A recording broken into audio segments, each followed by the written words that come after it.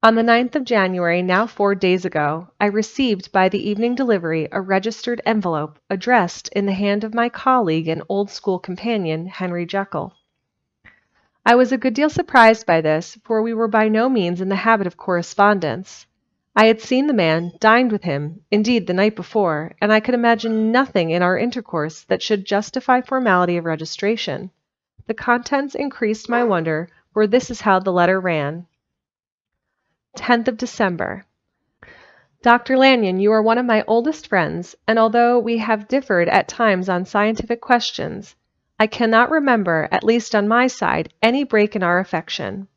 There was never a day when if you had said to me, Jekyll, my life, my honor, my reason depend upon you, I would not have sacrificed my left hand to help you. Lanyon, my life, my honor, my reason are all at your mercy. If you fail me tonight, I am lost. You might suppose, after this preface, that I am going to ask you for something dishonorable to grant. Judge for yourself. I want you to postpone all other engagements for tonight. Even if you were summoned to the bedside of an emperor, to take a cab, unless your carriage should be actually at the door, and with this letter in your hand for consultation, to drive straight to my house. Poole, my butler, has his orders. You will find him waiting your arrival with a locksmith. The door of my cabinet is then to be forced, and you are to go in alone, to open the glazed press, letter E, on the left hand, breaking the lock if it be shut, and to draw out, with all its contents as they stand, the fourth drawer from the top or, which is the same thing, the third from the bottom. To my extreme distress of mind, I have a morbid fear of misdirecting you, but even if I am in error, you may know the right drawer by its contents, some powders, a file, and a paper book. This drawer I beg of you to carry back with you to Cavendish Square exactly as it stands. That is the first part of the service. Now for the second. You should be back, if you set out at once on the receipt of this, long before midnight, but I will leave you that amount of margin, not only in the fear of one of these obstacles that can neither be prevented nor foreseen, but because an hour when your servants are in bed is to be preferred for what will then remain to do. At midnight, then, I have to ask you to be alone in your consulting room, to admit with your own hand into the house a man who will present himself in my name, and to place in his hands the drawer that you will have brought with you from my cabinet. Then you will have played your part and earned my gratitude completely.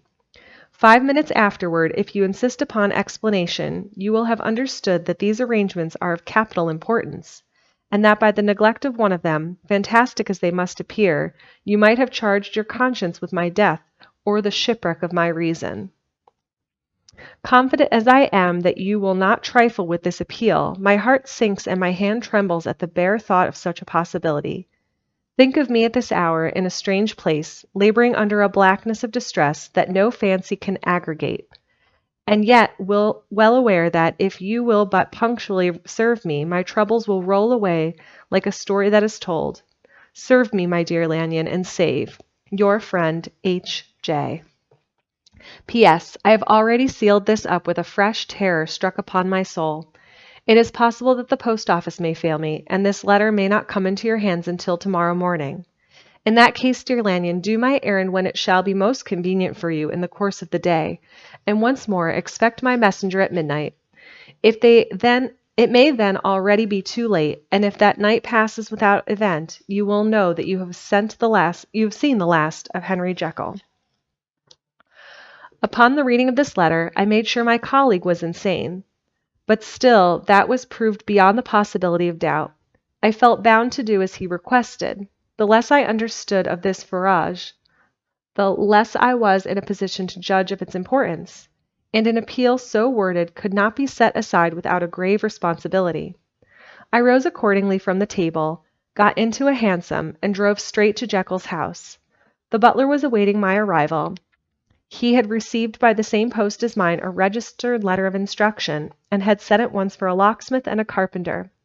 The tradesmen came while we were yet speaking, and moved in a body to old Dr. Denman's surgical theatre, from which, as you are doubtless aware, Jekyll's private cabinet is most conveniently entered. The door was very strong, the lock excellent. The carpenter avowed he would have great trouble and have to do much damage if force were to be used, and the locksmith was near despair. But this last was a handy fellow, and after 2 hours' work the door stood open. The press-marked E was unlocked, and I took out the drawer, had it filled up with the straw and tied in a sheet, and returned with it to Cavendish Square. Here I proceeded to examine its contents.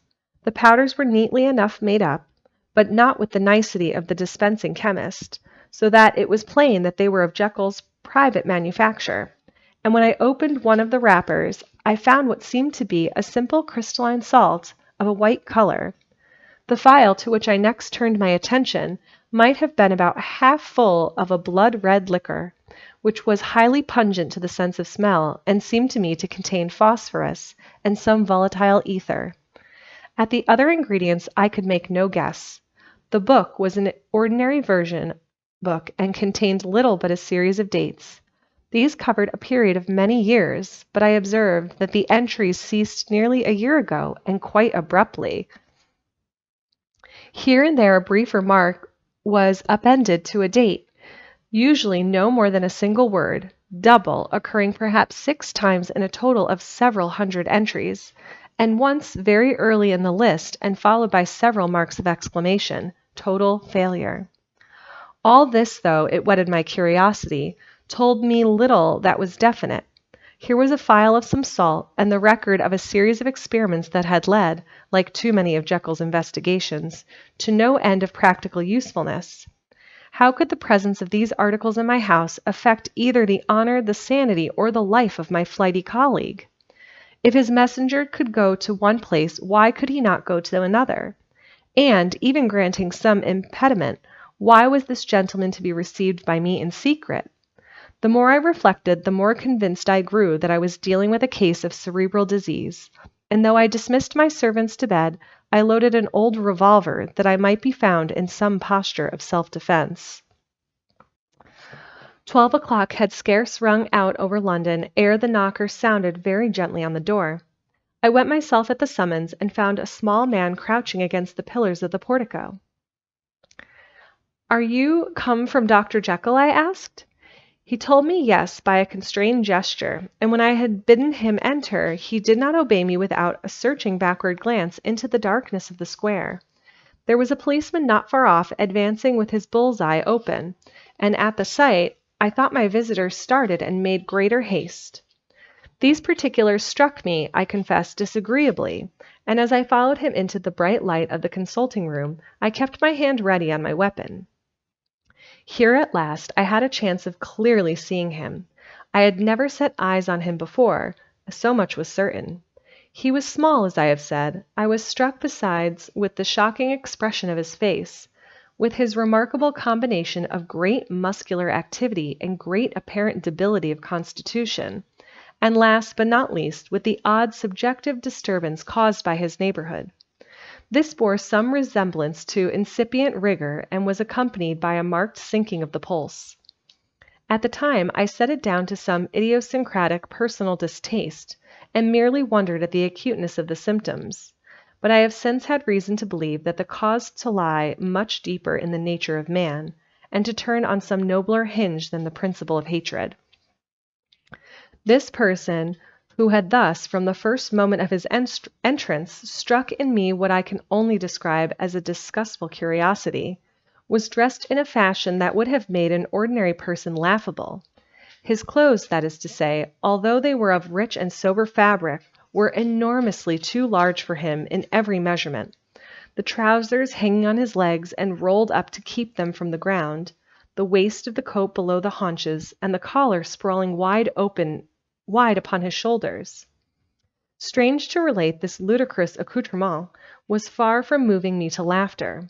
Rather, as there was something abnormal and misbegotten on the very essence of the creature that now faced me, something seizing surprise and revolting, this fresh disparity seemed but to fit in with and to reinforce it, so that to my interest in the man's nature and character, there was added a curiosity as to his origin, his life, his fortune, and status in the world. These observations, though they have taken so great a space to be set down in, were yet the work of a few seconds. My visitor was, indeed, on fire with somber excitement. "Have you got it?" he cried. "Have you got it?" And so lively was his impatience that he even laid his hand upon my arm and sought to shake me. I put him back, conscious at his touch of a certain icy pang along the blood. "Come, sir," said I, "you forget that I have not yet the pleasure of your acquaintance. Be seated, if you please." And I showed him an example, and sat down myself in a customary seat, and with as fair an imitation of my ordinary manner as a patient.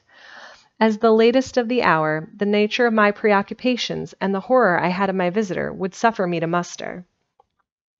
"I beg your pardon, Dr. Lanyon," he replied, civilly enough. "What you say is very well founded, and my impatience has shown its heels to my politeness. I come here at the insistence of your colleague, Dr. Henry Jekyll, on a piece of business of some moment, and I understood—" He paused and put his hand to his throat, and I could see, in spite of his collected manner, that he was wrestling against the approaches of the hysteria. "I understood a drawer." But here I took pity on my visitor's suspense, and some perhaps of my own growing curiosity. "There it is, sir," said I, pointing to the drawer, where it lay on the floor behind a table and still covered with a sheet. He sprang to it and then paused, and laid his hand upon his heart. I could hear his teeth grate and the convulsive action of his jaws, and his face was so ghastly to see that I grew alarmed both for his life and reason. "Compose yourself," said I. He turned a dreadful smile to me, and, as if with the decision of despair, plucked away the sheet. At sight of the contents he uttered one loud sob of such immense relief that I sat petrified, and the next moment, in a voice that was already fairly well under control, "Have you a graduated glass?" he asked.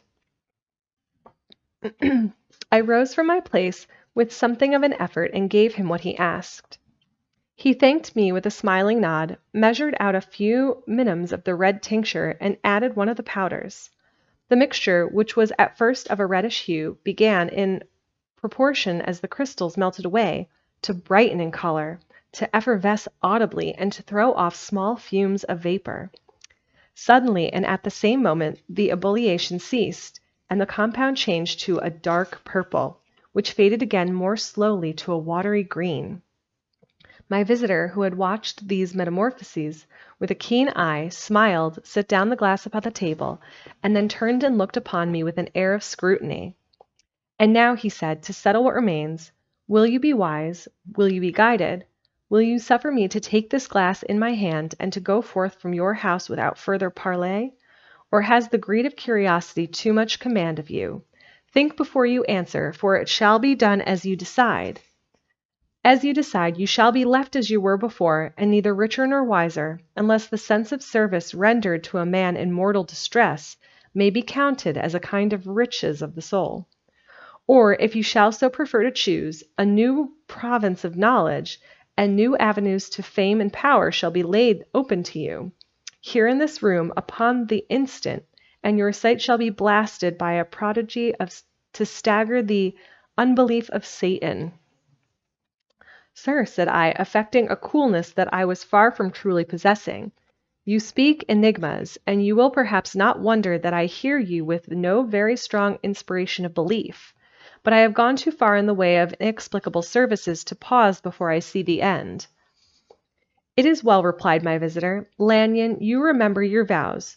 What follows is under the seal of our profession, and now, you who have so long been bound to the most narrow and material views, you who have denied the virtue of transcendental medicine, you who have derided your superiors, behold!" He put the glass to his lips and drank at one gulp. A cry followed. He reeled, staggered, clutched at the table, and held on, staring with injected eyes, gasping with open mouth. And as I looked, there came, I thought, a change.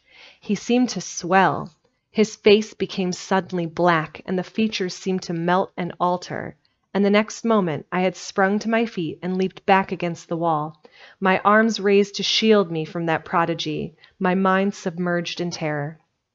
"Oh God!" I screamed, and "Oh God!" again and again, for there before my eyes, pale and shaken and half fainting, and groping before him with his hands, like a man restored from death, there stood Henry Jekyll.